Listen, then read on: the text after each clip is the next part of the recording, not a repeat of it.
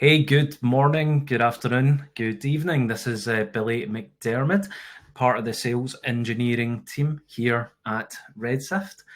Absolutely delighted to be talking to you again today, whatever time zone that you're in.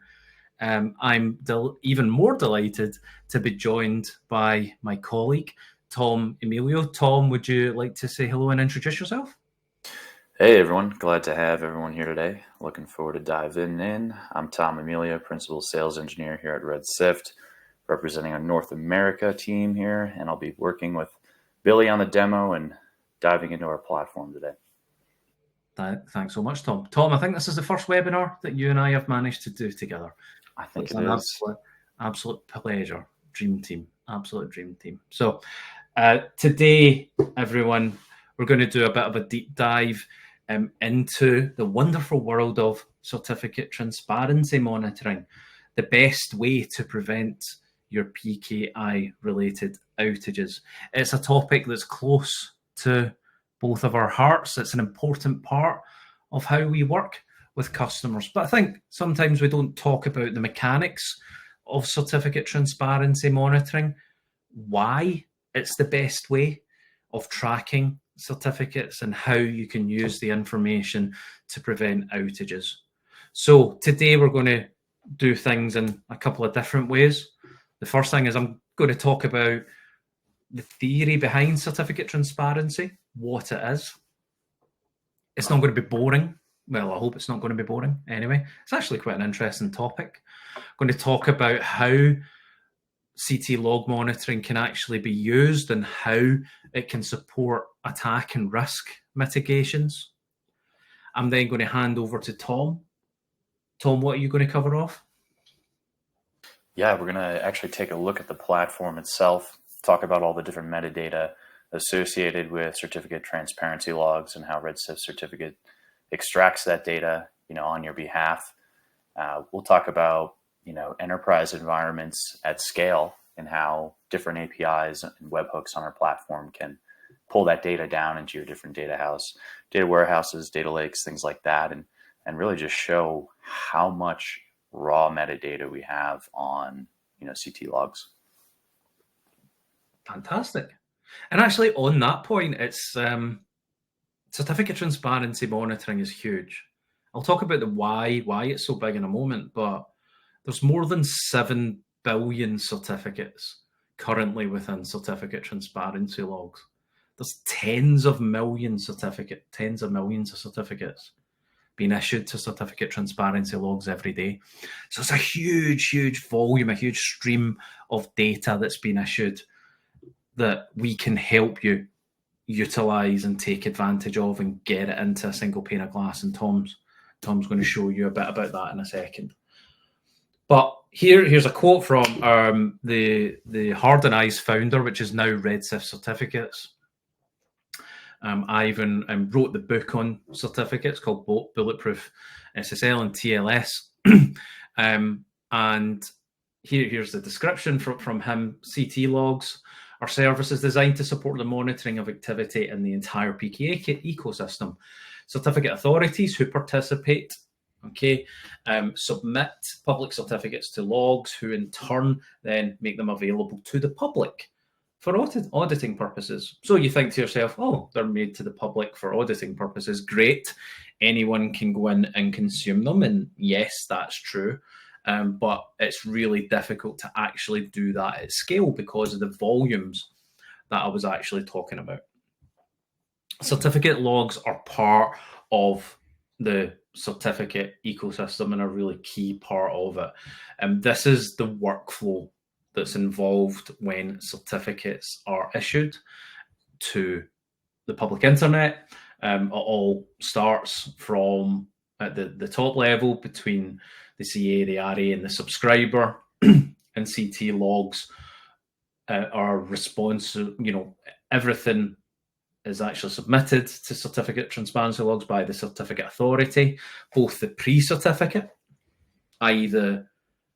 what kicks off the certificate process is issued to CT logs, and also the certificate itself. So it's a key part of the process of issuing a certificate that is publicly trusted. And that's important to stress, is that if a certificate doesn't appear in certificate transparency logs, then it isn't trusted by the internet. Now, we will see certificates on the public internet that aren't on certificate transparency logs. We'll talk about how Red Sift certificates will discover those as well later on. But in the main, the vast majority of certificates that are publicly trusted, they all need to be on certificate transparency logs. So it's a real source of truth for the internet. Think about it. If any organization wants to set up a web service, wants to set up an email service, then they need to have a certificate. Okay, so it's a great indicator of what's going on the internet, who is issuing services, and why they're issuing services, and I'll talk about that more in a moment as well. There's a fantastic resource online as well if you want to read more about certificate transparency and the ecosystem that it belongs to. It's certificate.transparency.dev. Certificate. This is run by Google. Certificate transparency logs were started by Google. So this is a brilliant resource if you want to read more about it. But simply put, what happens is, as I mentioned, when the resource happens, when the resource is issued to the internet, so when a service is started, when an internet website is started, or when an email service is started, it needs a certificate. The details of that service and the certificate associated with it are added to this append-only ledger of certificates. Okay, this is an independent ledger of certificates. Okay, it's an independent log. It doesn't belong to one organization. Okay, and it's trusted by user agents like Chrome, Safari, Edge, etc., to help enforce the rules that are required to trust a certificate. Okay, they're cryptographically monitored as well, so you've got some assurance around there as well. So it is independent, it is trusted, and it's how the browsers check whether a certificate and therefore that website is trusted. But that's a great resource, certificate.transparency.dev. Take a look at it if you'd like to read more. Okay. I mentioned earlier as well that certificate transparency, it's a real source of truth for the internet. Okay, it's an indicator of what activity is going on the internet, and the information that's contained on certificates, therefore, and the information that's actually sent to certificate transparency logs is incredibly useful.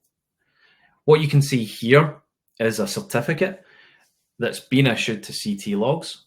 It's a certificate that's in the Red Sift Certificates platform that Tom's going to guide you through later on. And actually what you see here is we've got information like host names, we've got the issuance date, we've got the validity dates, i.e. when the certificate is valid from, and the dates that the certificate is valid to, as well as some other information that Tom will deep dive into later on. So there's lots of information that's on a certificate when it's requested and when it's actually submitted to certificate transparency logs. This information is really, really useful. Okay, it's a ledger for the public internet, as I mentioned. Okay, it's a source of subdomains and domains. So you need to add domains and subdomains to a certificate. Those subdomains domains on the certificate are those that you want to use for your website or for your email service. Therefore, it's a source of all the domains and subdomains that organizations own. And actually, Red Sift Certificates, we track in real time every single certificate that's added to certificate transparency logs. Okay, so we capture every single certificate, and we capture every host name, so every domain and subdomain, and add it to our database. So we've got a constant stream of all of these host names, these subdomains and domains that are being issued to the public certificate. This is why our discovery process works really, really quickly. And Tom will talk more about that once we go into the demo. Don't want to steal your thunder, Tom. This is an extract as well from the data component of the MITRE framework as well. So not only is this our certificates and certificate transparency logs a useful source of truth for the internet, a useful source of domains and subdomains, actually they're a useful source of information about adversaries, okay, about people who, bad actors who may be starting the research stage of an attack on your infrastructure, okay, or on your organization. There is information that's contained within certificate transparency logs and certificates, okay, that can be useful and help you identify who the adversary is, what infrastructure the adversary is actually using to carry out an attack. So there's so much information on there that's incredibly helpful. And because certificate transparency logs, because certificates are issued, or because it's a source of certificates are being issued to the internet, it's a real-time log, okay? People can't actually submit into websites. They can't create websites, create email services without a certificate. So if they're putting a site live, the certificate transparency log has to be populated with the domain name or the subdomain name that they actually want to use. So it's up to date, okay? And it's accurate.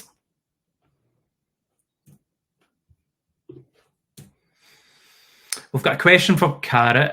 How and who is a Class A certificate provider, and are all certificate vendors on the level? That's a really interesting question, Cara. So yes, there are different types of certificate issuers. You've got the certificate authorities themselves, and then you've got the certificate issuers who, and they're not the same thing. So most certificate authorities, if not all, are certificate issuers, and you can buy certificates and request certificates from the certificate authorities. But then also they issue certificates on behalf of issuers as well. So people who have got the capability to issue certificates, but who are not a certificate authority themselves. A really good example of that, actually, at a high level, is Cloudflare. Cloudflare runs certificate transparency logs, but Cloudflare aren't actually a certificate authority. They work with multiple certificate authorities to issue certificates. I think most of their certs are from DigiCert, but they are not a certificate authority in their own right. So that happens a lot. And I know, actually, I was looking at this a couple of weeks ago. There is a classification system with regards to the type of certificates and whether they should actually be used for different purposes.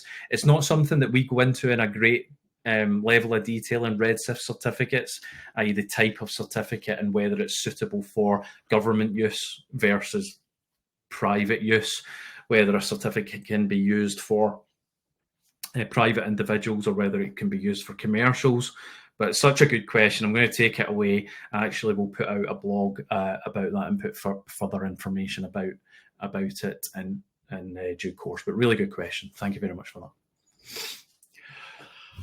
So certificate transparency, the original purpose of it was to be that trusted source of what's actually happening on the internet, a public source of all certificates that actually could be trusted. And it's worked as a great deterrent. It's worked as a great way, a great source of truth for the internet, but it isn't a full deterrent, and there's no way of preventing misissuance, okay? And this is why it's important to track all of the certificates that are being issued to certificate transparency logs that belong to your organization or that contain the keywords that belong to your organization, because misissuance is a sign of a potential problem or a potential attack, or the beginnings of an attack. But this is how tracking CT logs, how CT monitoring can actually help mitigate these risks. Here are some of the typical use cases. So first of all, low-hanging fruit, identify all your issued certificates, okay? You're identifying certificates that are issued with your domains and with your subdomains, okay? Really low-hanging fruit, really easy to do. You track certificates that are being issued in real time. That means that you can tell and check whether certificates are being issued that actually should be issued, okay? You've got complete visibility of what's actually happening. And without CT monitoring, you won't have that, because you'll be relying on sources of truth like network scans. Network scans are incomplete. They don't give complete coverage, okay, of the certificates that are installed on your estate, because they're really dependent on the quality of the scanning agent, or they're really dependent on the quality that an end user, the quality of the networks to be scanned is that the end user is inputting. So if you miss a part of your estate, you miss an IP address, you miss a cloud provider, you miss a cloud account, it's not going to catch all the certificates that should be.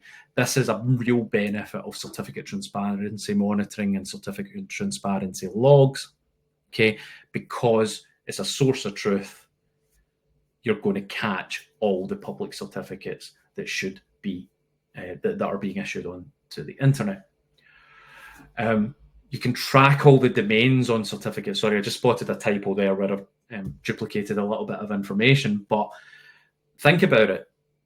Because they're a source of truth, because they contain all of the domains and all of the subdomains that exist on the internet, then actually, if you can track the domains found in certificates that match your brand keywords, then that can give you an early indicator that an adversary is preparing domains to be used in an attack. So whether the domain belongs to you or not, if you can find the domains that match your keyword, and certificate transparency logs are a great source of those domains, okay, then that's incredibly useful. Actually, one of our customers did buy Red Sift certificates for that use case because they were seeing risks that were coming from a particular nation state. They were seeing that through certificate transparency logs, and they wanted to monitor certificate transparency logs at scale. Okay. You can track when your certificates are installed because you've got an inventory of issued certificates. If you're monitoring certificate transparency logs for all of your certificates, it means when you can track when a certificate is installed and isn't installed. And if a certificate isn't installed unexpectedly, one that you're not expecting to be installed, then it could be, for example, an indicator of compromised infrastructure. Okay. You can also spot misconfigurations. Okay. Now, let me just move on to this example to talk about the misconfigurations. Here's something that actually happened. Tom, I think it was just yesterday we noticed this in a customer account, wasn't it? Yeah. We were looking for some examples, and this is from a live customer account. I've obfuscated the details, but we were looking, and here, and Tom's going to show this in the application in a bit, but there's a dashboard in Red Sift Certificates that just summarizes the certificate authorities that are in use. The source of this data is from certificate transparency logs. So because we're grabbing all the certificates that belong to this customer from CT logs, we're summarizing this within the dashboard. So these are all the certificate authorities that we actually see. one stood out. It was these certificate authorities, Entrust, Google, DigiCert, they're all expected for the customer. This one, Viking Cloud, it stood out. And this is an enterprise organization. It's a telecoms company. Okay, so they're a big organization. So to see a certificate from a certificate authority that isn't used by enterprises was unusual. So we were then able to see the certificate. So we took a look at it, and at the top right-hand side, that's a screenshot from the application that shows the certificate in use, but also importantly, where the certificate was in use, those deployed locations. The host names didn't actually match, so there was a configuration error. So the certificate was named X, but it was deployed to a host name Y that didn't match. And then when you actually visited that host name that belonged to our customer, it was pointing to a website that they didn't belong. It was serving up content that didn't have anything to do with them. Now, in this case, we don't think it was nefarious. We think it was a misconfiguration, probably at DNS. We think it was simply a typo at the DNS level. But this is a great way of surfacing misconfigurations, okay? It's something you wouldn't be aware of unless you are using a tool like Red Sift Certificates to track all the certificates that are being issued with your host name contained within it. The other example I'm just going to go back and focus on, this was a recent attack. I spoke about it in my previous webinar. This was the encrypted traffic interception on Hetzner and Linode. Okay, and this was targeting Jabber.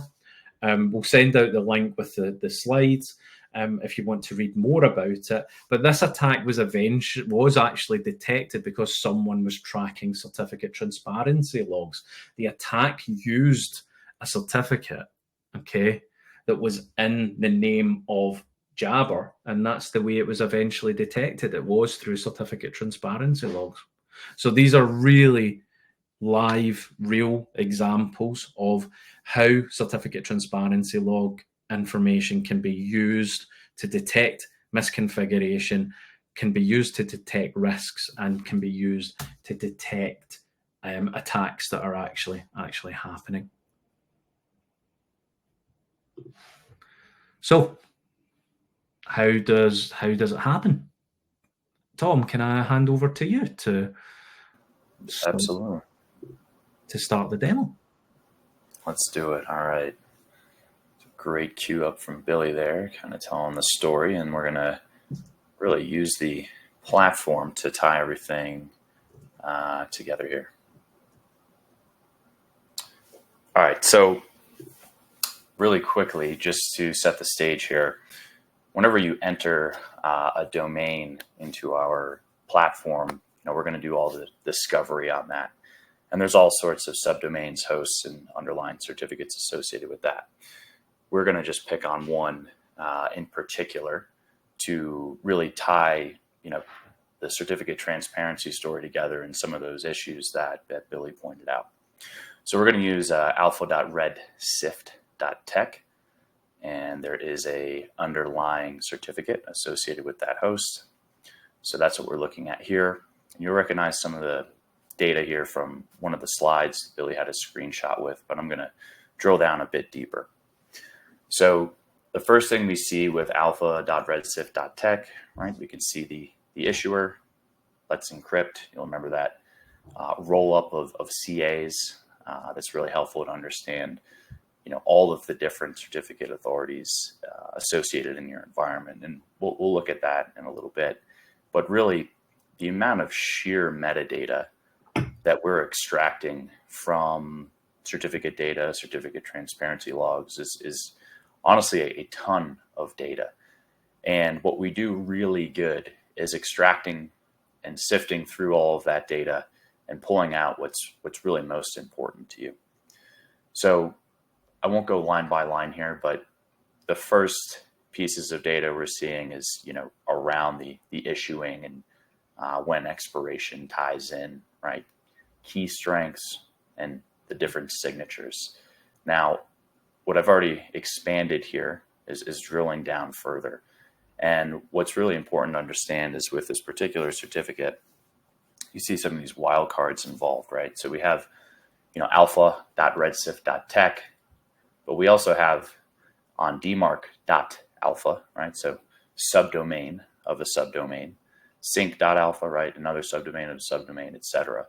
So what we're learning here is this particular cert is indeed a wildcard certificate. So we can see all of the names associated with just this one. Now, depending on how big of a PKI nerd you are, this underlying data from here on out will be particularly interesting to you. What I'm going to skip down to, though, is the actual certificate. A couple pieces of specific certificate transparency logs. You have the signed certificate as well as the timestamps of when those were issued. And notice they match up exactly. And in a second here, we're going to look at the actual, raw log file associated with this particular certificate on a CT level. One thing to add there as well is that host name itself, so alpha.redsift.tech, okay, the actual source of that host was actually certificate transparency logs, okay? So the first time that Red Sift Certificates found that host name was through CT logs. It wasn't through any DNS methods, not through any brute force methods. It wasn't through any integrations, okay? We saw that host on the certificate when it was issued to certificate transparency logs. And that, just to re-emphasize Tom's point there, that's a huge, huge volume of data. It's massive. So the only way that you can get all this amazing data that Tom's talking about at scale is through Red Sift certificates.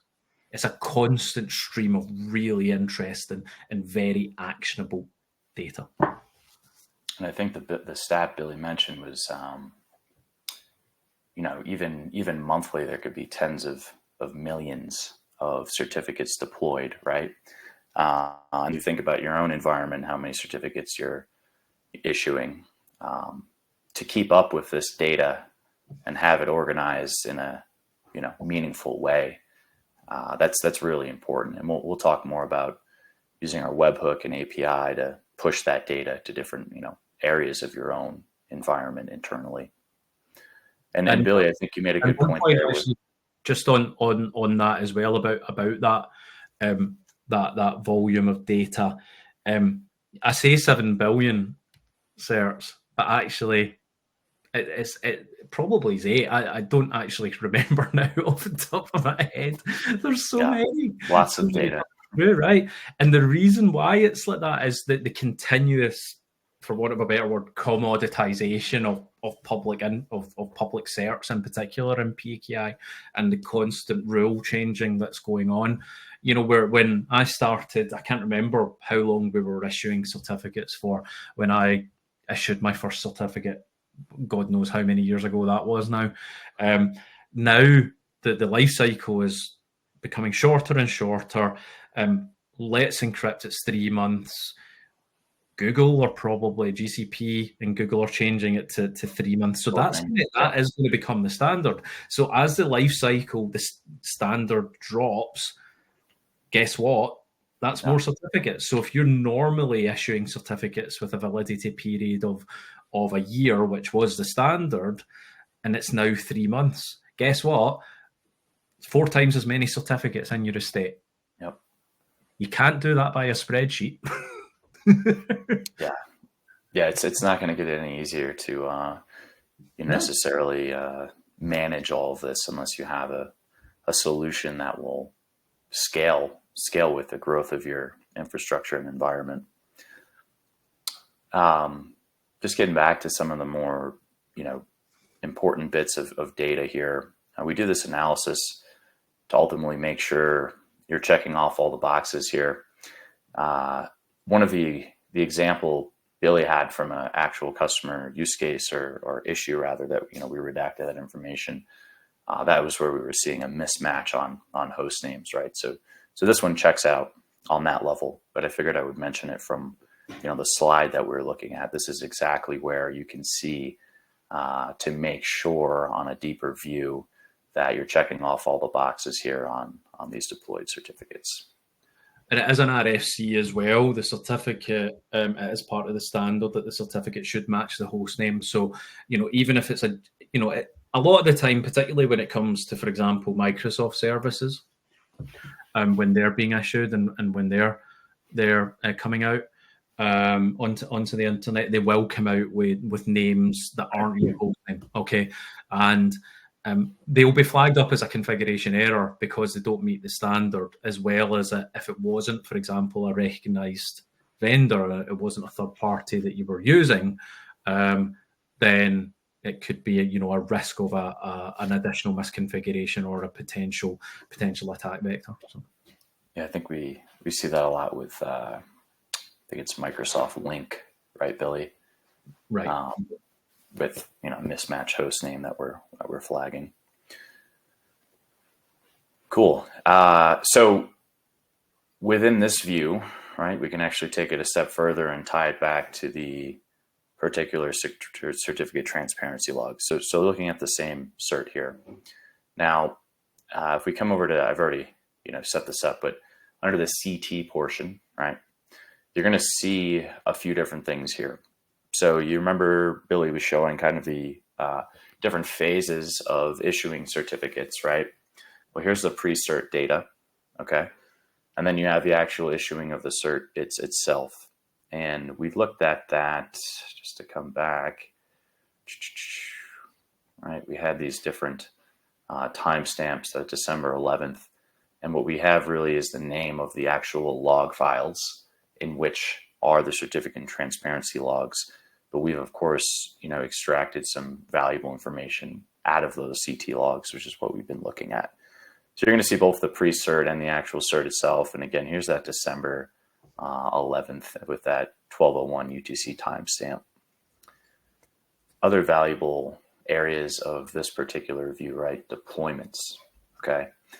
So, and I'm just going to switch screens again for a moment, right? We have all these different names under this certificate. So we can actually see those, right, appearing here. And we can see the name of the host. They're, over HTTPS, right?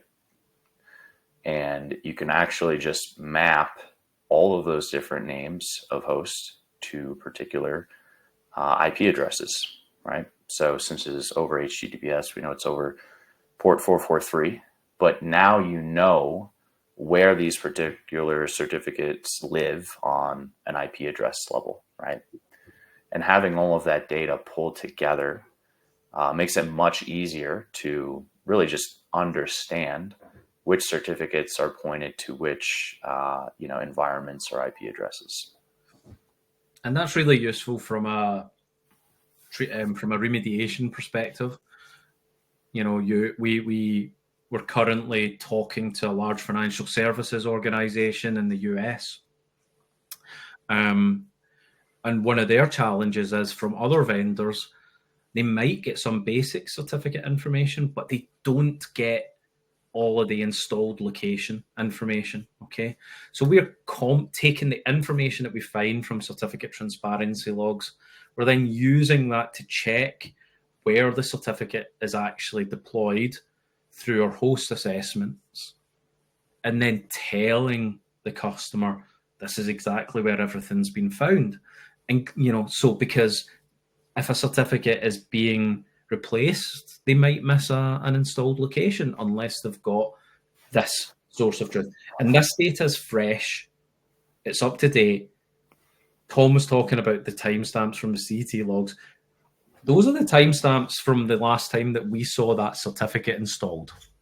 We saw this installed on these different hosts and on these different networks at those times today. So it's up to date. You're not relying on old data. This is updated every single day. Like our source of certificates, which is updated as soon as certificates are issued, the assessments to check where they're installed are also updated regularly, automatically, every day, and can be repeated on demand as well. Yeah, all excellent points. And really on that note, to zoom out a little bit more, maybe in an enterprise environment, right? So tons of valuable information in the UI. I mean, the UI is great. You can drill down really deep. You can easily share this type of data with teammates.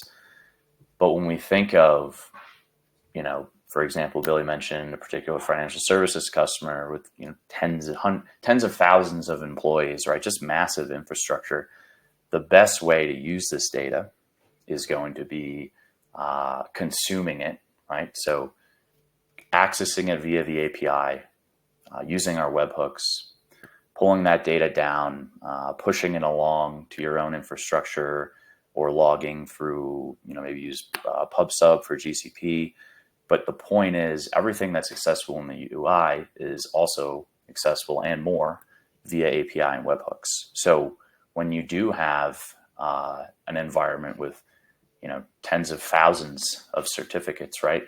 Sure, you could go one by one and look at that in the UI, but really what we see our enterprise customers doing at scale is using those API endpoints and the webhooks to pull that data down. And what about expiring certificates, Tom? Yeah. So, what from both the UI perspective, and getting that information into people's hands, how with Red Sift certificates do our customers benefit from that? Absolutely, yeah. So to have some more, general data on that point, we can really easily look at, expired certificates, right? Just by sorting by our certificates expired column. But you can also see what's approaching, right? Expiration. And then, of course, alerting can be set up to, proactively alert upon expiration dates approaching, or if, a particular cert has expired, right? So all valuable information here. And revocations as well. Yeah, exactly. Yeah, if things have been revoked. The other view I think is really helpful. All right, so we'll just kind of show you, tell you the story over time of expiration. But you'll recognize this next view from one of the slides, right? Where, what was the name of that CA, Billy? It was Viking. Viking or something. Yeah. So it stuck out like a sore thumb because with this particular data view, you can roll up all those different CAs in your environment and get a breakdown of the number of certificates, issued from each of those certificate authorities. And what we see a lot of time is customers have appetite to consolidate CAs, right? I'm not going to pick on any CAs, but we see migration from some to some of these bigger players that we see on the screen, right? So point is, right, if you don't have a solution in place that rolls and maps this data for you, and you're working out of a spreadsheet, all that, right, it's really just not going to scale. And one thing Billy's focused on that we really make sure we reiterate with our prospective customers and customers is how continuously this data is updated, right? I mean, for the most part, as soon as DNS propagates, right, and you can see things out in the wild, like this is going to be up to date. And if you have last week's data, you're already behind, right? So definitely an important aspect of the platform. And that's where the consumption over the API, Tom, really helps. You and I have just onboarded a very well-known customer that most, if not all people on the call will know, that work in multiple different industries. And they're getting that real-time feed of certificates consumed using PubSub into their GCP, right? And what else are they doing with that after it? Yeah, I mean, they're able to, if they do see some misissuance, right, and see certificates deployed that, wasn't from that team, they can use the data here that they've then pulled out via webhook, API, PubSub in this example, and push it downstream, create a Jira ticket on a security incident level, right? I mean, there could be automation applied to this, right? Once you have the data and you know what you'd like to do with it. And I think that's what's really important, is not having lag times between valuable CT data being, at your fingertips, but then what are you going to do with it after? In this particular red team, we're creating security incidents based off of, mismatches in the CT data. Exactly. And you get it into Splunk, get it into Elastic, get it into BigQuery, get it into somewhere. And you made that a brilliant point about filtering. All the data, isn't it, like about a certificate, that's all consumable. All of that metadata that you showed, that is all available through the API, isn't it? Yeah, absolutely. Yeah, API and more. Amazing. And Billy makes good points there. I mean, there's just so much data, but because we're also giving you like tons of that data, you can filter through, right, and drill down what's meaningful for you, depending on what you're looking to solve for. So much data that you can ask questions of, and we give you answers that are real time. Basically, that is there's no other real time source of information about your estate that's as reliable as what we can derive from certificate transparency logs.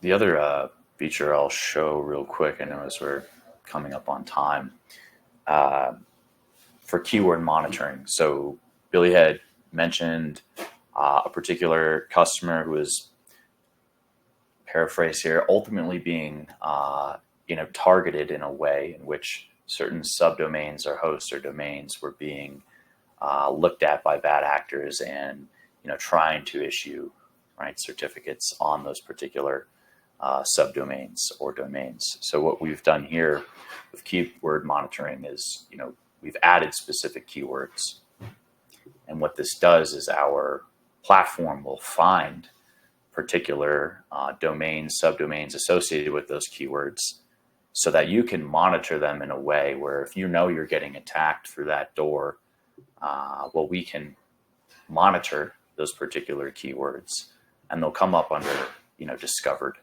hosts. So Crusher was one of those particular keywords that we added to this feature, right? And we can see any domains, and of course, if we can see a domain, we can see the underlying certificates under that. So, unfortunately, I'm giving the game away there when I set those up about my Star Trek fascination, but it's a really good example to use. I imagine most people on this call probably caught that, so we're in good trouble. But yeah, this is just like almost like being on offense, right? For on a cyber resilience level, knowing that maybe you've been attacked in these ways in the past. Exactly. And it's again, just to stress, that's real time. So if there is a domain, that has a service associated with it on the internet, and that domain contains the keyword Crusher or Picard or Riker or Troy or Worf, then it's going to go into discovered host really quickly. We're checking those. Tom demonstrated with certificate transparency logs, we're checking them frequently every 10 minutes for not only the certificates, but the hosts that we're pulling out for certificates. Okay, so that is a really valuable, almost real-time source of information, again, about domains that are going on to the internet. So cool. So we've got 1 minute left. Tom, amazing job. Well done, my friend. Thank you very much for sharing that demo. Just to wrap up, what next? So have you got problems with certificates? Have you had misissuance problems? Okay. Have you had certificates expiring and bringing down your estate and you didn't know about them? Guess what? With Red Sift Certificates, we can get you up and running in minutes. We can show you all of the certificates that are deployed to your public estate. It genuinely, hand in heart, it takes minutes for most organizations for us to set it up for you. It'll be Tom or myself or John or Jorge, one of the engineers within our sales organization. We'll be able to help get it all set up and running and show you what we can do. We can get you up and running with the API, get it integrated to your SOC in no time, or we can show you what we can do through the UI. So please, if you're interested, go to redsift.com, go to Red Sift Certificates. You can watch my video if you want. That just went on yesterday, I think. So you're probably sick of my face after this webinar, but watch the video there. Click on Talk to an Expert, and we'll get you set up. Yeah, and to Billy's point, one of us will be personally demoing and reviewing this data with you, right? So it's really the best way to get an understanding of what your environment's looking like on, a certificate level. And yeah, again, one of the SEs will absolutely drill down on this with you. Everyone has problems with certificates when we demo, Tom, don't they? Absolutely. There's always find a problem with certificates. Yep. Amazing. Thanks for joining, everyone. We really appreciate you taking the time out of your day. The recording will be sent out. Do let us know if you need any help. Take it easy. Thanks for now. Take care.